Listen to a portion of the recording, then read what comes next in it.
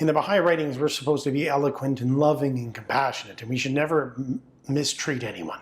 So argument in this context doesn't mean an argument as the one full of anger, but rather argumentation, the producing of reasons and rational reasons for why we believe what we believe. The shining spark of truth cometh forth only after the clash of differing opinions. It's telling us that it is when two ideas or two worldviews, two perspectives or more clash into each other that actually the truth sparks out from that. So rather than debate being something that is supposed to be seen as inappropriate or unbecoming us, it's actually vital. In fact, if you notice in the quote, it says only, that it's actually only after the clash of differing opinions. So that we as Baha'is and as a world as a whole have to become very, very, very comfortable debating. Because we cannot find truth except for the process of clashing different opinions together. It would be wonderful if in the future we had time to look into what Baha'is call the principle of consultation, the means whereby we can actually find truth through debate and dialogue. If their task is to be confined to good conduct and advice, nothing will be accomplished. They must speak out, expound the proofs, set forth clear arguments, draw irrefutable conclusions, establishing the truth of the manifestation of the Son of Reality. And it's important to understand the difference between an argument and arguing. It might be better called to debate or put forth arguments and fighting. In our culture, we generally, when we hear the word argument, we usually think of people being angry or upset, using raised voices. This is not actually what argumentation or an argument means. It means putting forth the reasons for what you believe. And we have to actually separate these to understand what the Baha'i writings are actually talking about. We can actually be putting forward proofs and arguments for something either in a contentious way, creating conflict and dissension among people, or we can do that very same thing in a harmonious, loving, and compassionate way. It's as if we really have to be, even if we've started out peaceful in our discussion, that we're actually really watching our own emotions, our own feelings, lest conflict, dissension, or prejudice arise. And it is our duty to actually be able to produce, to expound the proofs, set forth clear arguments. Because as this quote says, if we confine our task to advice and good conduct, it says nothing will be accomplished.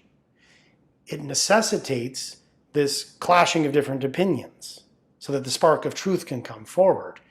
So in a sense, we actually have to become very comfortable with people disagreeing with each other so that we can find the truth. And the thing is, we have to come into this process without a belief that we know everything and the other one does not. As we've seen before, that our chalice is not full of self. That we are not allowing our attachments or our love of one view or our prejudice or hatred of another view or individual or people to actually turn us away from that truth. It is a very challenging objective. This is the point which the guardian wishes you to develop, to emphasize again and again, and to support by convincing arguments. In order to do this, we have to emphasize this again and again and support it by convincing arguments. Again, that it is not merely to give our counsel, to give our advice, that this is what we should do, but to give reasons, reasoned arguments as to why it is that to disregard the Baha'i solution for world peace is to build on foundations of sand. We actually have to be able to show why that is. Public opinion must be directed toward whatever is worthy in this day.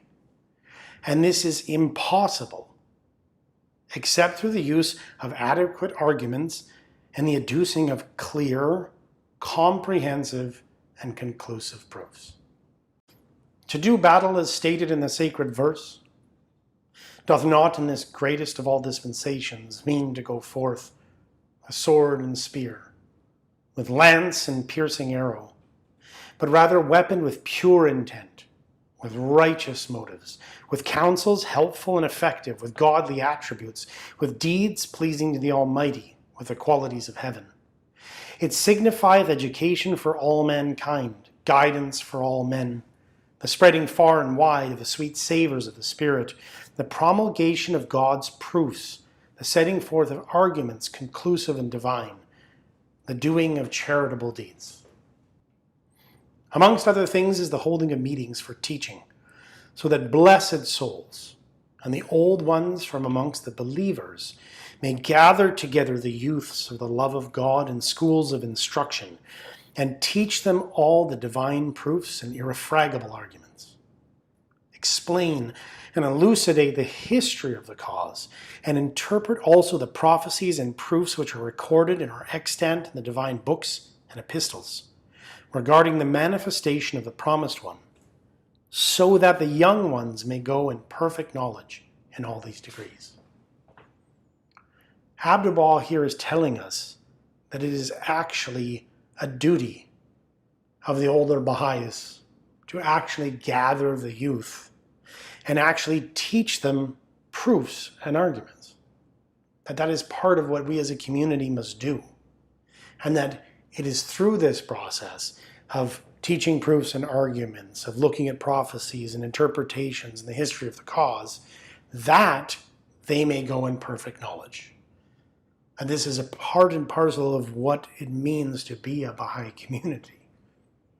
In this day, there is nothing more important than the instruction and study of clear proofs and convincing heavenly arguments, for therein lie the source of life and the path of salvation. Another quote, "Verily Abdu'l-Baha inhaleth the fragrance of the love of God from every meeting place where the word of God is uttered and proofs and arguments set forth that shed their rays across the world. Heroes are they, O my Lord, lead them to the field of battle. Guides are they, make them to speak out with arguments and proofs.